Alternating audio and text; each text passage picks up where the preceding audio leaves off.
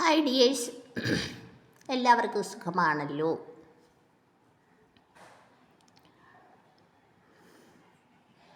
ഇന്ന് ശനിയാഴ്ച 22 SSLC കുഞ്ഞുങ്ങളുടെ പരീക്ഷകളെല്ലാം നടന്നുകൊണ്ടേയിരിക്കുന്നു. അവർ പരീക്ഷയൊക്കെ ഭംഗിയായിട്ട് എഴുതാൻ നമുക്കെല്ലാവർക്കും പ്രാർത്ഥിക്കാം. പിന്നീട് പരീക്ഷ കഴിഞ്ഞിട്ട് റിസൾട്ട് വരുന്ന സമയം, പരീക്ഷ കഴിഞ്ഞിട്ട് വീട്ടിലിരിക്കുന്ന വേനൽക്കാല അവധി സമയങ്ങളിൽ ഈ കുഞ്ഞുങ്ങളെ ഒന്നും പരീക്ഷ എഴുതി ആ ക്വസ്റ്റ്യൻ എഴുതിയോ ഈ ക്വസ്റ്റ്യൻ എഴുതിയോ A+ കിട്ടുമോ, ഇങ്ങനൊന്നും വീട്ടിലുള്ള ആരും മാതാപിതാക്കളും ബന്ധുക്കളും ഒന്നും ചോദിച്ചവർ വിഷമിപ്പിക്കാതിരിക്കണം. ഒരുപാട് ഇൻസിഡൻറ്റുകൾ ഉണ്ടായിട്ടുണ്ട്. ഈ എക്സാമിൻ്റെ റിസൾട്ട് വരുന്നതോടനുബന്ധിച്ച് ഓരോ കുട്ടികൾ ഓരോ കടുംകൈകളൊക്കെ ചെയ്തിട്ടുള്ളത് നമ്മൾ മീഡിയാസിൽ നമുക്കറിയാവുന്ന ആളുകളൊക്കെ ഉണ്ട്. അങ്ങനെയൊന്നും സംഭവിക്കാതിരിക്കട്ടെ. ആർക്കും അങ്ങനെയുള്ള സാഹചര്യങ്ങളൊന്നും ഉണ്ടാക്കരുത്. അങ്ങനെയുള്ള സാഹചര്യങ്ങൾ ഉണ്ടാക്കുമ്പോൾ നമുക്ക് തീരാനഷ്ടമാണ് ഉണ്ടാകുന്നത്. ഞാനൊരു ഉദാഹരണം എൻ്റെ കാര്യം തന്നെ പറയാം. ഒരു ഇതൊക്കെ പഠിക്കുന്ന ഒരു കുട്ടിയായിരുന്നു ഞാൻ. അപ്പോൾ എനിക്ക് നല്ല ഹൈ മാർക്ക് കിട്ടുമെന്നൊക്കെ ഉള്ള പ്രതീക്ഷയുള്ള നാട്ടുകാരും അധ്യാപകരും ഉണ്ടായിരുന്നു.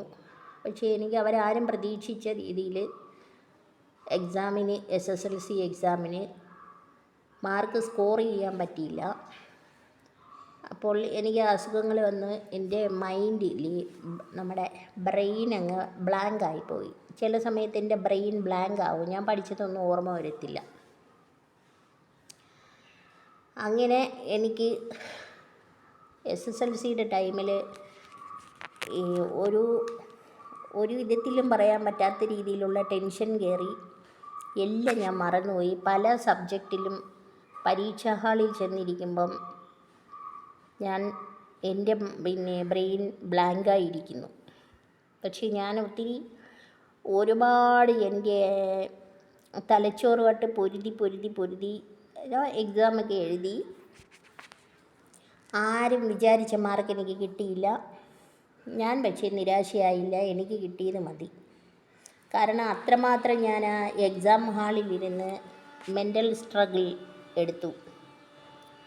മെൻ്റൽ സ്ട്രഗിൾ എന്ന് വെച്ചാൽ ആർക്കും പറഞ്ഞറിയിക്കാൻ പറ്റത്തില്ല. കാരണം ഞാൻ തോറ്റു പോകുന്ന നിലയിലെത്തി. എൻ്റെ ഗുരുനാഥന്മാരുടെ ആരെയും ശാപമായിരിക്കും ചിലപ്പം. ഗുരുക്കന്മാരുടെ അനുഗ്രഹം വേണം നമുക്ക്.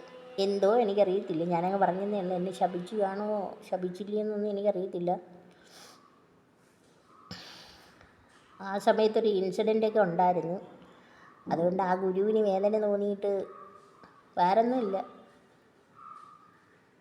നിങ്ങൾ വിചാരിക്കുന്ന കണക്കത്തെ വലിയ ഹീനമായ കാര്യങ്ങളൊന്നുമില്ല.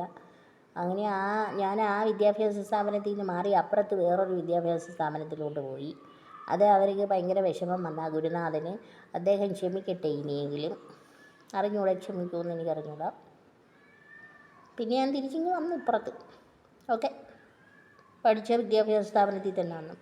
വേറൊന്നും എനിക്കറിയത്തില്ല. നമുക്കുള്ളടുത്തുള്ള പ്രാർത്ഥന കുറവായത് കൊണ്ടോ, അല്ലെങ്കിൽ നമ്മളെ മൈൻഡ് ബ്ലാങ്ക് ആവുന്നത്, അല്ലെങ്കിൽ അറിയാവുന്ന ക്വസ്റ്റ്യനൊക്കെ തെറ്റിക്കും ചില സമയത്ത്. ജീവിതത്തിൽ തന്നെ എല്ലാ കാര്യങ്ങളും അറിയാമെങ്കിലും പലയിടത്തും വീഴ്ചകൾ സംഭവിക്കുന്നുണ്ട്. വീഴ്ചകൾ സംഭവിച്ചിട്ടുണ്ട്. എൻ്റെ ലൈഫിലും ഒരുപാട് വീഴ്ചകൾ സംഭവിച്ചിട്ടുണ്ട്.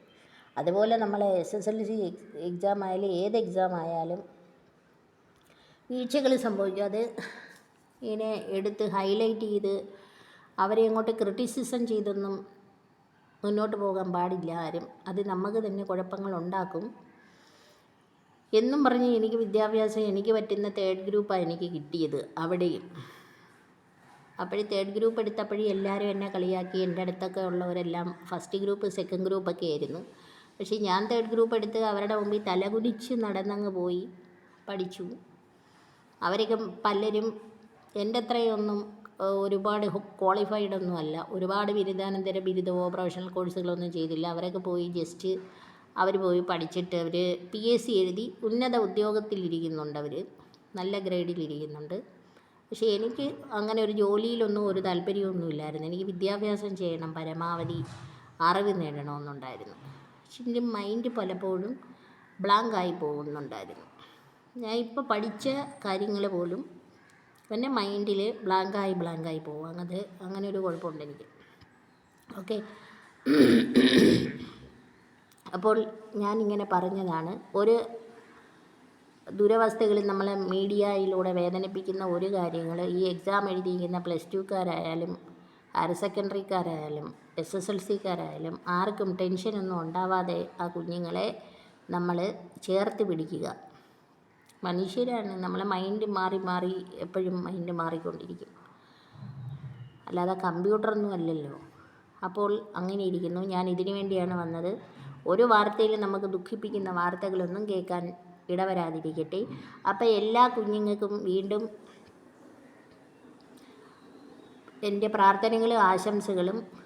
പിന്നീട് നമ്മളെ എല്ലാവർക്കും ആയുരാരോഗ്യ സൗഖ്യം ഉണ്ടാകട്ടെ. ഇപ്പോൾ പനിയൊക്കെ വരുന്ന സമയം കാലാവസ്ഥ ചേഞ്ച് ചെയ്യുന്നു. പല ദിവസം മഴ പെയ്യും, ചിലപ്പോൾ ചൂട്, വിയർപ്പ്, ഇതൊക്കെ ഭയങ്കര അനാരോഗ്യം ഉണ്ടാകുന്നു. ഹോസ്പിറ്റലിലല്ലേ, ഏത് ഹോസ്പിറ്റലിൽ പോയാലും കംപ്ലീറ്റ് പനി. അപ്പോൾ നമ്മുടെ ആരോഗ്യമെല്ലാം നമുക്ക് ഇരിക്കട്ടെ, സമാധാനത്തോടെ ജീവിക്കാൻ പറ്റട്ടെ. എല്ലാവർക്കും ആയുരാരോഗ്യ സൗഖ്യം നേരുന്നു. ബൈ.